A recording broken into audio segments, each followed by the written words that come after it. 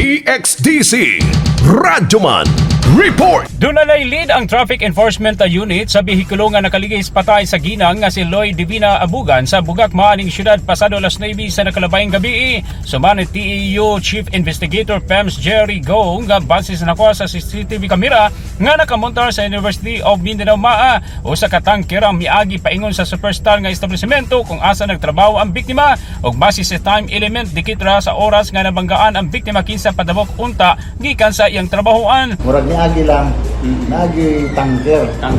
Pero ang una nakuha na mo sa CCTV, ang nakita dito is mixer. Pero according man gud sa witness nga katong nakakita sa pangitabo, tanker yun. So pero dili pud 100% nga mao na to sir. Okay. Pero sa pagkahitabo man gud, duol kay siya.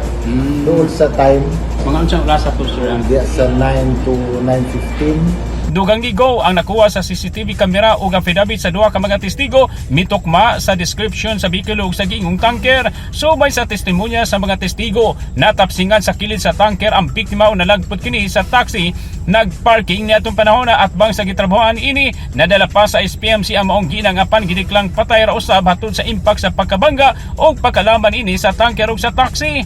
Giangkon ni PEM sa Go nga naglisod sila og ila kara sa karon kung unsang klase nga tanker o kumpanya sa taxi ang nakadisgrasya sangit pari wala makuha ang mga plaka sa duha ka bikulo hangtod sa kangitngit sa lugar og nidugang pa ang uwan na niadtong panahon na. Gingon sa TEU Chief Investigator og gali ila nang mailhan ang tanker ug ang taxi lakip na ang mga drivers niini kasong reckless imprudence resulting to homicide ug hit and run ang ipasaka nga kaso batok ka sa duha.